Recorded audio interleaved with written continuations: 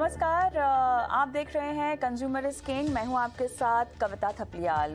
Social media platform पर fake news फैलाने वालों पर शिकंजा कसने की तैयारी यहां पूरी हो चुकी है। भारत सरकार ने आईटी नियमों में बड़ा बदलाव किया है, जिसके बाद ट्विटर, फेसबुक, यूट्यूब, इंस्टाग्राम जैसे सोशल मीडिया प्लेटफॉर्म्स, यहां तक कि डेटिंग ऐप्स की अगर हम बात करें और तमाम मैट्रिमोनियल वेबसाइट्स की बात करें, तो भारत के आईटी गाइडलाइंस का इन सबको पालन करना अनिवार्य होगा। इसके अलावा सोशल मीडिया प्लेटफॉर्म को 72 घंटे के भीतर विवादास्पद सामग्री को भी हटाना होगा। इसके साथ ही टेक कंपनियों को अपनी वेबसाइट, मोबाइल ऐप या दोनों पर सेवा नियमों और प्राइवेसी पॉलिसी भी बतानी होगी। और इसी टॉपिक पर हम विस्तार से बात करेंगे, लेकिन हम अपने मेहमानों से आपका तारुफ कर रहे हैं उससे पहले आपको समझाते हैं कि आईटी कानून में आखिर क्या क्या बड़े बदलाव किए गए हैं। तो सरकार ने कंपनियों को साफ साफ कह दिया है कि सोशल मीडिया को संप्रभुता नियमों का पालन करना होगा। जो भी सोशल मीडिया की शिकायतें होंगी उनके लिए यहाँ पे ग्रीवांस अपीलेट पैनल बनेगा और इसके लिए 90 दिनों के अंदर ये पैनल बनेगा। और अगर सोशल मीडिया में कोई आपत्तिजनक कंटेंट आता है तो उस सामग्री को जो है 72 घंटे के अंदर हटाना होगा। यहाँ पे अलग अलग टाइमलाइंस दी गई हैं। कुछ कंटेंट को 24 घंटे के अंदर और आपत्तिजनक कंटेंट को 72 घंटे, और कुछ कंटेंट के लिए यहाँ पे 15 दिन या 30 दिन तक का समय दिया गया है। और साथ ही दूसरी तरह की शिकायतों के लिए, जैसा कि आपको बताया गया, 15 दिनों का समय दिया गया। इसके अलावा कंपनियों को सेवा शर्तों और प्राइवेसी पॉलिसी की जानकारी भी देनी होगी। सभी कंपनियों को भारतीय संविधान में मिले नागरिक अधिकारों का सम्मान भी करना होगा, उनके हिसाब से ही काम करना होगा। इसके अलावा सभी 22 भारतीय भाषाओं में कंपनियों को जानकारी भी देनी होगी। सरकार ने साफ कहा है कि देश के किसी भी कानून का उल्लंघन करने वाले कंटेंट के प्रकाशन पर रोक लगेगी और जितनी भी ऑनलाइन यूजर्स के अधिकारों की सुरक्षा यहाँ पर करना जरूरी होगा। चलिए, इसी के साथ मेहमान भी हमारे साथ जुड़ गए हैं। हमारे साथ फिलहाल international consumer policy expert bison Mishra जुड़े हुए हैं और कुछ ही समय में हमारे साथ साइबर एक्सपर्ट पवन दुग्गल और साथ ही कंज्यूमर लॉयर रेखा अग्रवाल भी जुड़ेंगी। बिजॉन जी, बहुत बहुत धन्यवाद आपका इस शो में शामिल होने के लिए। देखिए, काफ़ी समय से हम पॉलिसीज़ की बात कर रहे थे। हालांकि जो लेटेस्ट बदलाव हुए हैं आईटी पॉलिसीज़ में, उसमें ये एक ऐड ऑन है, क्योंकि ग्रीवांस अपीलेट पैनल जो बनाने की बात हो रही है, ट्रिब्यूनल बनाने की जो बात हो रही है, ये बहुत समय से मांग थी। तमाम सोशल मीडिया प्लेटफॉर्म्स की अगर मैं बात करूँ, फेसबुक, ट्विटर, इंस्टाग्राम, ट्विटर खासतौर से और फेसबुक खासतौर से, क्योंकि हम देख रहे थे कि सरकार के साथ इनकी तनातनी बनी हुई थी अपनी पॉलिसी नॉर्म्स को लेकर। लेकिन अब सरकार थोड़ा सा इस ओर कड़ा रुख अख्तियार करती हुई दिखाई दे रही है, जहां पर मैंडेटरी कर दिया है कि आपके पास एक ग्रीवांस मैकेनिज्म होना चाहिए, आपके पास एक ऐसा अधिकारी नियुक्त होना चाहिए जो तमाम शिकायतों को दर्ज करे और उस पर एक्शन लेने की टाइमलाइन भी सरकार ने दे दी है। बहुत बड़ी लड़ाई है जो जीतनी है, लेकिन उसमें एक छोटा सा कदम, कैसे कहेंगे आप? हम तो ये कहेंगे कि एक्चुअली ये हम लोग सबका एक जीत है। हम लोग सब इसको कई सालों से सरकार को कहते हुए हम लोग ये चाह रहे थे ये पॉलिसी लाया जाए, ताकि एक उत्तरदायित्व हो और एक शिकायत का जो प्रक्रिया है उसका एक सही समाधान भी हो। लोगों को ये विश्वास हो कि कोई भी कुछ भी नहीं डाल सकता है, कोई भी कुछ जो चाहते हैं वो अपने व्यापार के लिए या मिसलीड करें लोगों को या अपना प्रॉफिट के लिए करें, ये सही नहीं था।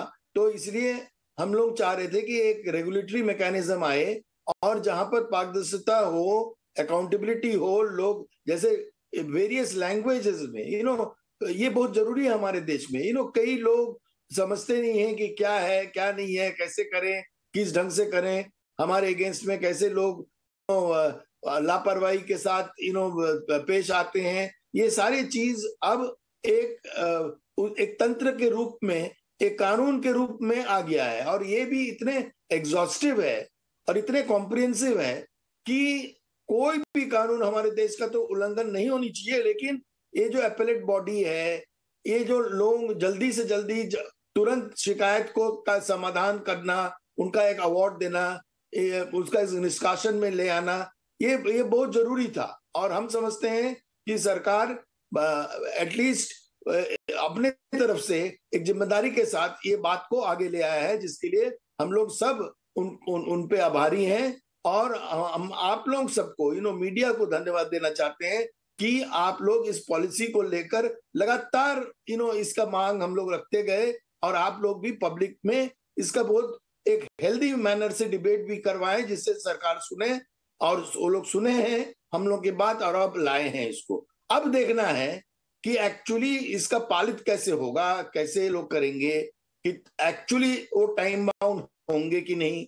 ये एक मतलब ऐसा प्रक्रिया ना हो जाए कि फिर लोग इधर से उधर पिलर टू पोस्ट दौड़ते रह जाए। तो हम लोग चाहते हैं कि एक एफिशिएंट मैकेनिज्म जगह पे आ जाए, उसका सब रूपरेखा भी बन गया है, और जो लोग जो उन्होंने नोटिफाई किया है उसमें काफी मतलब क्लैरिटी भी है। अब हम लोग को देखना है कि कितने जिम्मेदारी के साथ वो अथॉरिटी जो है, जिनको दिया जा रहा है ये जिम्मेदारी, वो अथॉरिटीज, वो एपेलेट बॉडी, ये लोग कितने जल्दी इसको निपटाए, किस ढंग से निपटाए, और किस ढंग के कॉम्पिटेंट लोगों को ले आए इस प्रक्रिया के अंदर, ताकि उनको जानकारी हो कि इस ढंग के जो कानूनी उल्लंघन हो रहा था उसको किस ढंग से डील करना चाहिए। तो हम समझते हैं ओवरऑल इट्स अ विक्ट्री। हम लोग बहुत खुश हैं, और हम लोग अब देखना चाहते हैं कि इसका कितना जल्दी ये पालित हो जाए और सही ढंग से इम्प्लीमेंट हो। बिल्कुल। अब इसको अलग अलग पहलू में मैं समझना चाहती हूँ। हमारे साथ पवन जी भी जुड़ गए हैं। पवन दुग्गल जी, सर स्वागत है आपका इस खास पेशकश में। अक्सर जब भी आपसे बात हुई है तो हमने इस बात पर फोकस किया है कि और भी सख्त कदम उठाने चाहिए। जो पहले पॉलिसी आई थी उसका स्वागत किया गया, लेकिन अब थोड़े से और कड़े कदम सरकार उठाती हुई दिखाई दी है। थोड़ा सा इसको मैं चाहती हूँ कि आप और डाइसेक्ट करके दर्शकों को समझाएं, बिकॉज ठीक है, ग्रीवांस एपेलेट पैनल बना दिया गया है, उसका गठन किया जाएगा और तमाम शिकायतों को सुना जाएगा, लेकिन यहाँ पर हम किस तरह की शिकायतों की बात कर रहे हैं, किस तरह की शिकायतों का निपटारा कब तक होगा। डेटिंग एप्स, मैट्रिमोनियल एप्स को भी इसमें शामिल किया गया है। कितना बड़ा सोशल मीडिया प्लेटफॉर्म का दायरा बढ़ाया गया है, किसकी हम बात कर रहे हैं, क्योंकि यूनिवर्स तो बहुत बड़ा है ये। पवन जी, देखिए, ये जो आईटी रूल्स में संशोधन आया है, सबसे महत्वपूर्ण बात तो मैं बताना चाहूंगा उपभोक्ताओं के दृष्टिकोण से कि ये केवल बड़ी सोशल मीडिया कंपनियों के लिए नहीं है, ये हर प्रकार की सोशल मीडिया कंपनियों के लिए और हर प्रकार की कंपनियों के लिए एप्लीकेबल है जो इंटरमीडियरी हैं या बिचौले की परिभाषा में आती हैं। तो हर प्रकार की कंपनियां जहां पर आप डिजिटल सेवाएं लेते हैं, चाहे वो सोशल मीडिया कंपनियां हो या ना हो, वो भी इस रूल्स की एप्लीकेबिलिटी के दायरे में आती हैं। दूसरी महत्वपूर्ण बात यह है कि रूल्स हमारे हाथों को सशक्त करते हैं ताकि हमें एक और ग्रीवेंस रिड्रेसल का एक एपेलेट मैकेनिज्म मिल जाए। अभी तक क्या होता था कि पिछले साल से ये रूल्स आ गए थे, आप अपनी ग्रीवेंस की शिकायत तो दे सकते थे, लेकिन उसका कब निपटारा हो या ना हो उसका इंतजार करना पड़ता था। कानून तो कहता था कि अगर सेक्सुअल कंटेंट है तो 24 घंटे में निवारण होगा, अगर नॉन सेक्सुअल कंटेंट के बारे में शिकायत है तो 15 दिन में निवारण होगा, लेकिन ना 24 घंटे में ना 15 दिन में निवारण होता था। तो यही कारण है कि लोगों को लगने लगा कि ये जो प्रणाली है ज्यादा सशक्त नहीं है, तो उसको सशक्त बनाने के लिए अब ये एपेलेट अथॉरिटी का गठन कर दिया गया है। लेकिन अभी बहुत जल्दी सेलिब्रेट करने का मौका भी नहीं आया है, क्योंकि अभी तो सिर्फ ये एपेलेट कमेटी के गठन करने की बात हुई है। गठन करने के लिए आपको उसकी क्वालिफिकेशन, एलिजिबिलिटी क्राइटेरिया परिभाषित करना पड़ेगा, इसके लिए आपको और सेट ऑफ रूल्स चाहिए होंगे। तो बाय द टाइम ये ग्रीवेंस एपेलेट कमेटी आएगी, आते आते कम से कम 5-6 महीने और लग सकते हैं। दूसरी बात यह है कि आपने एक और प्लेटफॉर्म दे दिया है।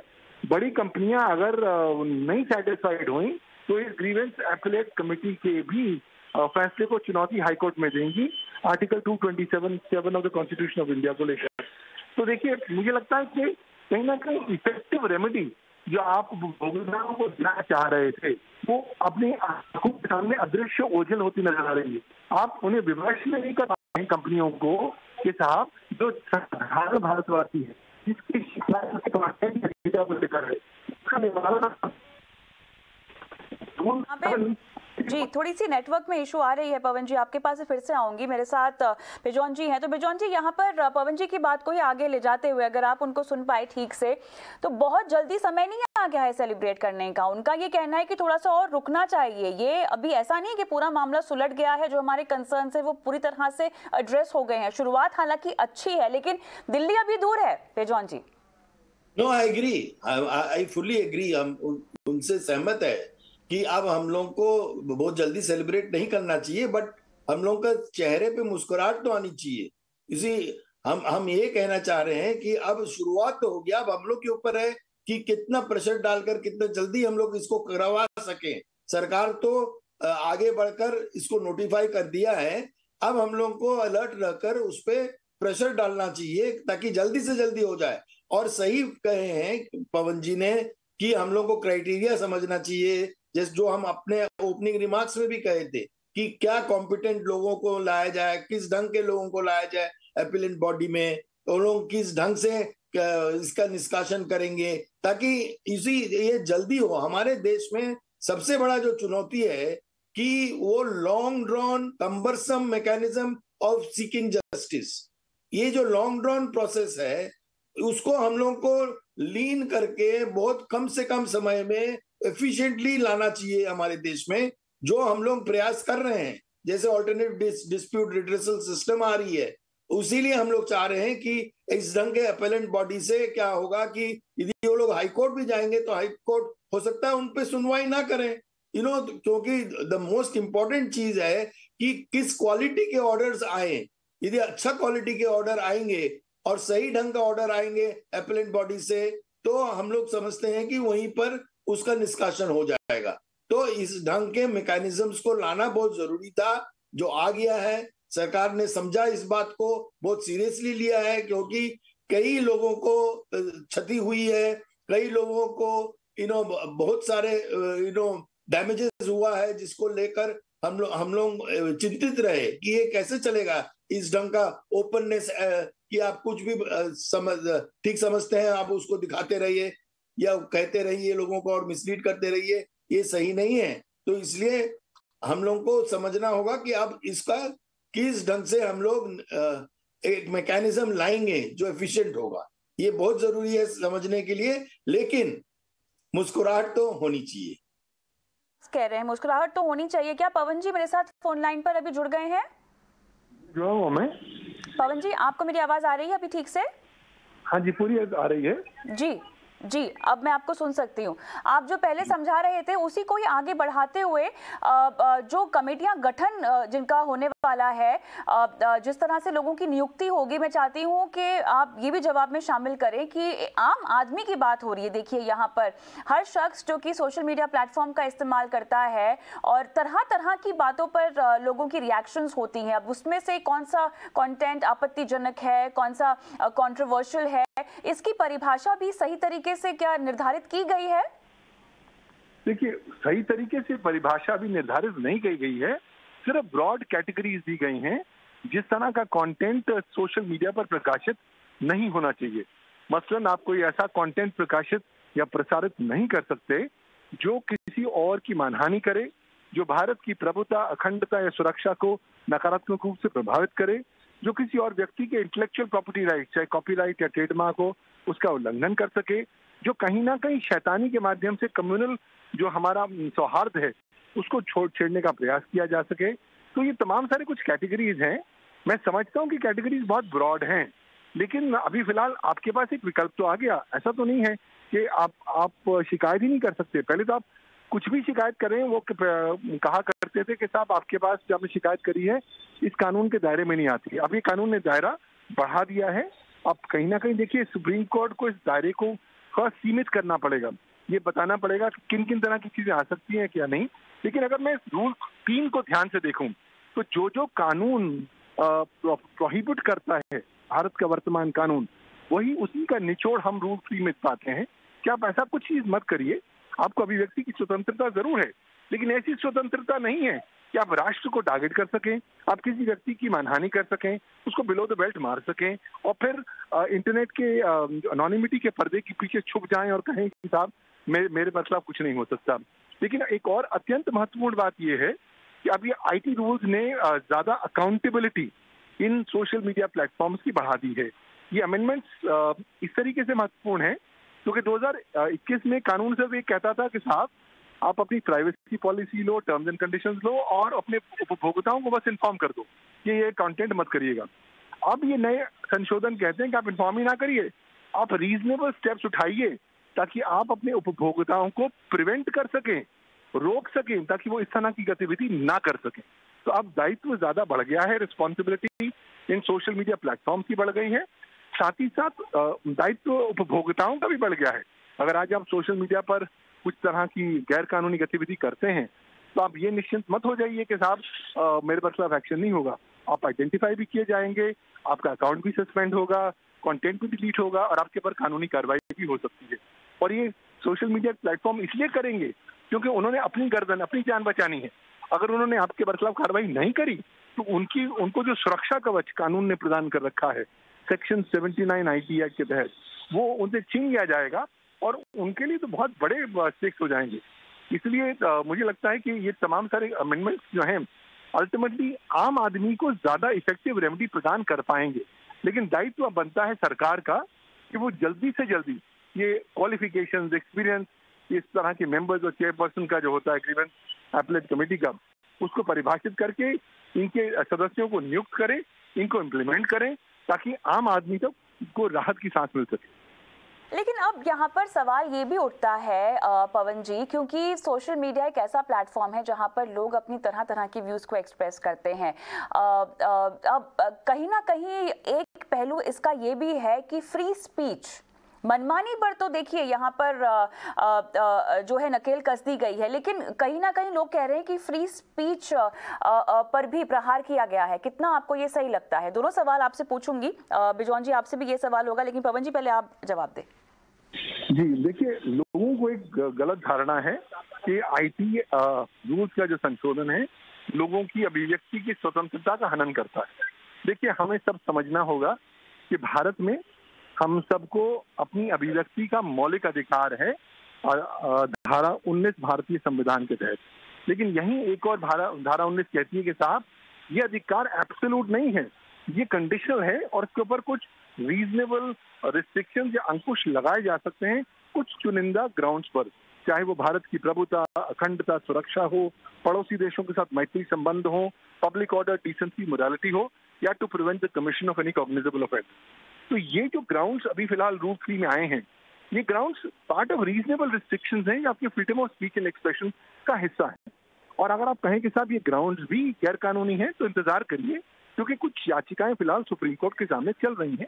अगर सुप्रीम कोर्ट को लगेगा कि ये ग्राउंड्स भी हमारे संविधान के रीजनेबल रिस्ट्रिक्शंस के बियॉन्ड हैं तो वो उसको सेटिसाइड कर सकती है।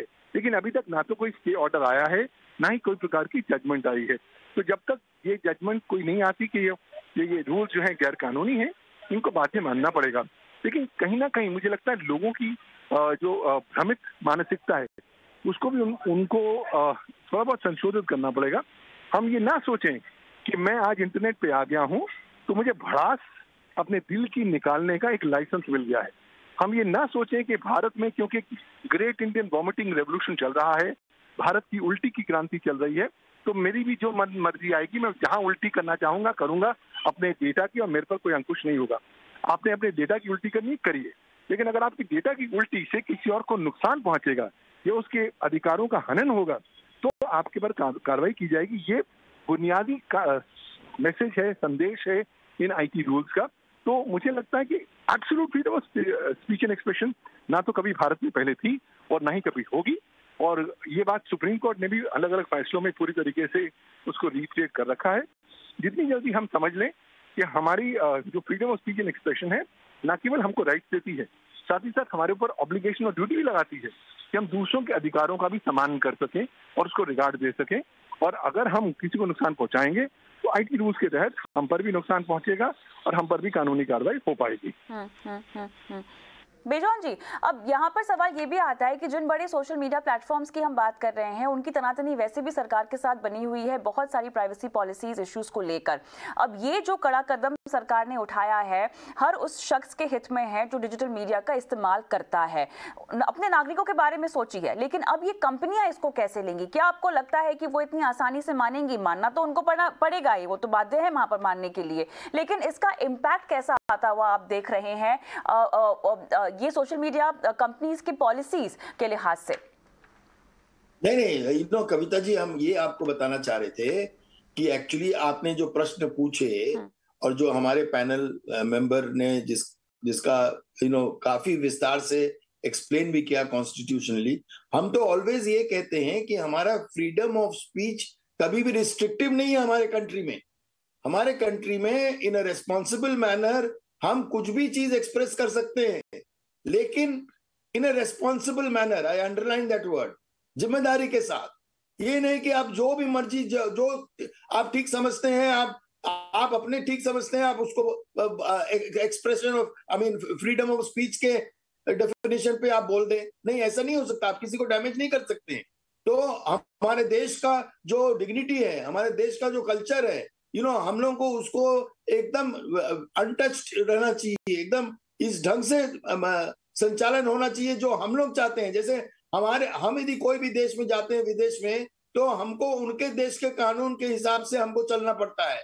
वैसे ही हमारे देश में भी कानून जो है, जो कॉन्स्टिट्यूशन है, वो कोई भी व्यक्ति नहीं उल्लंघन कर सकता है। जितने भी विकासशील देश से वो आ जाए यहाँ व्यापार करने के लिए, उनको ये समझना होगा कि India is India and India has their own cultural system and they have to follow that, और वो उनको फॉलो करना अनिवार्य है। और इस पे क्लैरिटी लाने के लिए सरकार को ये कदम लेना जरूरी पड़ गया, क्योंकि वो लोग सोचे कि हम पैसे के जोर से कुछ भी कर सकते हैं हमारे देश में। ये नहीं चलेगा और ये नहीं होने देंगे हम लोग।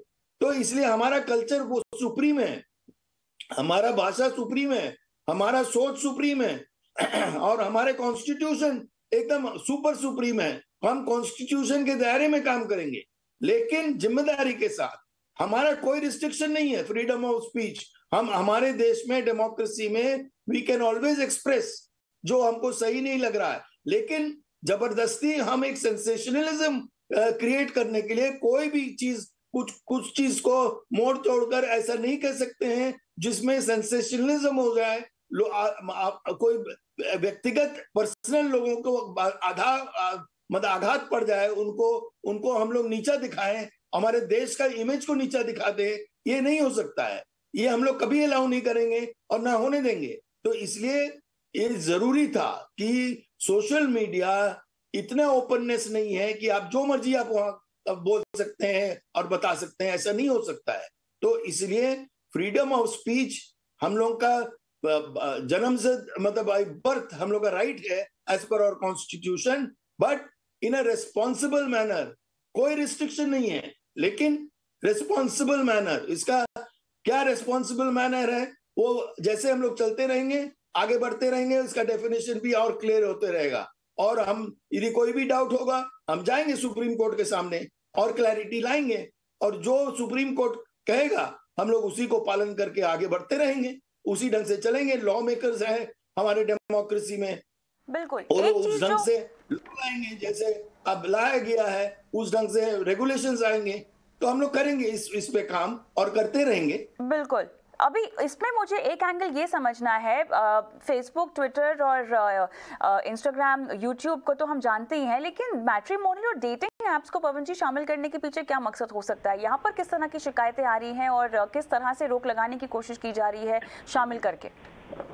देखिए, ऐसा है कि ये रूल्स केवल सोशल मीडिया के लिए नहीं है, ये रूल्स तमाम सारे इंटरमीडियरीज के लिए हैं। और इंटरमीडियरी की या बिचौले की जो परिभाषा सेक्शन 21W IT एक्ट में है, बहुत ज्यादा विशाल है, जिसमें हर प्रकार का सर्विस प्रोवाइडर आ जाता है। जब आप ऑनलाइन डेटिंग ऐप कर बनाते हैं, तो अब एक प्लेटफॉर्म है जो थर्ड पार्टी डेटा को डील करता है। सिमिलरली जब आप मैट्रिमोनियल साइट्स चलाते हैं, जब आप लोगों का डेटा इकट्ठा करके उसके साथ डील हैंडल करते हैं, तो आप बिचौलों की परिभाषा में आ गए। अब ये बिचौले जो इंटरमीडियरीज हैं, उनको पर अब विशेष प्रकार का दायित्व दिया गया है कि वो ठोस कदम उठाएंगे ताकि वो इंश्योर कर सकें ताकि उनके उपभोक्ता कानून का उल्लंघन ना करें। अब यहाँ पर्पस इसलिए भी हुआ है क्योंकि हमारे देश में फ्रॉड तो इतना ज्यादा पनप गया है कि उसको रोकथाम करनी बड़ी मुश्किल हो रही है। और खासतौर पर ऑनलाइन डेटिंग एप्स में मैं हो सकता है कि कोई व्यक्ति 65 साल का हो लेकिन अपने आप को 18 साल का बताएगा और फोटो अपनी मॉर्फ करके लगाएगा। तो एक्चुअली कहीं ना कहीं इलेक्ट्रॉनिक फोर्जरी तो इतनी ज्यादा पनप सी चुकी है। तो हम देखते हैं कि ये ऑनलाइन मैट्रिमोनियल साइट्स पर, ऑनलाइन ये डेटिंग साइट्स पर बहुत ज्यादा फ्रॉड होता है। और अल्टीमेटली आप रिलेशनशिप में किसी और जाते हैं, वहां जाके देखते हैं मेरे तो 18 साल के लड़के से मुलाकात करनी थी, यहाँ तो 65 साल का लड़का निकला, या मैंने तो 25 साल की लड़की से बात करनी थी, ये तो 65 साल की बुढ़ी निकली। तो इस तरह की जब चीजें गलत तौर पर आती हैं तो कहीं ना कहीं उसको रोकथाम करना बड़ा जरूरी है, क्योंकि इलेक्ट्रॉनिक फोर्जरी होती है। इसलिए अब सरकार कहती है कि साहब आप ये चाहे ऑनलाइन मैट्रिमोनियल साइट होए, चाहे आप ऑनलाइन डेटिंग साइट होए, अब आप कदम उठाएंगे कि आपके कोई भी उपभोक्ता आपके प्लेटफॉर्म पर ऐसी चीज गलत करके प्रकाशित नहीं करेंगे जो झूठी है, जो फैब्रिकेशन है या जो ऑफेंस करती है। तो लाजमी सी बात है, अब सख्ती तो हो जाने वाली है। तो सख्ती का बेनिफिट भी है कि देखिए अगर इकोसिस्टम सुरक्षित रहेगा, क्लीन रहेगा, सैनिटाइज रहेगा तो सभी लोगों के लिए फायदा होगा। क्योंकि अभी तक रूल्स नहीं आए थे, इसलिए साइबर क्राइम बड़े पैमाने पर इन प्लेटफॉर्म्स पर लगातार बढ़ता जा रहा था और अभी भी बढ़ रहा है। अब उम्मीद करते हैं कि इस अमेंडमेंट्स को न केवल इफेक्टिवली इम्प्लीमेंट किया जाए बल्कि साथ ही साथ इसको इन्फोर्स भी किया जाए। देखिए कानून तो 2021 में भी आया था, लेकिन 2021 से लेकर 2022 तक 18 महीनों में हम इस कानून को इफेक्टिवली इम्प्लीमेंट कर नहीं पाए। और यही कारणवश है कि लोगों को लगता है कि एक बार कानून आ जाए इसको हम अदालत में मुकदमा चला लेंगे और फिर हम अब दाएं बाएं करते रह जाएंगे, क्यों हम मैनेज कर सकते हैं। वो जो थॉट प्रोसेस है उसको कहीं ना कहीं टारगेट करना पड़ेगा और एक संदेश देना पड़ेगा कि साहब आप भारत में हैं या ना है कोई बात नहीं, अगर आपकी सेवाएं भारत में विद्यमान कंप्यूटर्स या मोबाइल फोन्स पर उपलब्ध हो रही हैं तब आपको कानून का पालन करना होगा। बिल्कुल। तो चलिए यहाँ पे कुल मिलाकर जो कदम उठाया गया है वो तो सराहनीय है। देश के नागरिकों के बारे में सोचा है, उनकी ऑनलाइन सिक्योरिटी और बिहेवियर के बारे में सोचा है, लेकिन न सिर्फ ये अप्लाइड है बड़ी बड़ी कंपनियों के ऊपर जिनका आप इस्तेमाल करते हैं, फेसबुक, ट्विटर, यूट्यूब और तमाम डेटिंग ऐप्स, लेकिन ये आपके ऑनलाइन बिहेवियर के लिए भी है। अगली बार जब आप कोई भी पोस्ट करें, आप कोई भी चीज़ लिखें या अपलोड करें, ज़रूरत है आपको भी as a social media user, as a online user कि आप भी इन नियमों को समझें, जानें और उसके मुताबिक ही बिहेव करें। बहुत बहुत धन्यवाद आप दोनों का इस खास पेशकश में शामिल होने के लिए। मुझे भी इजाज़त दें। नमस्कार।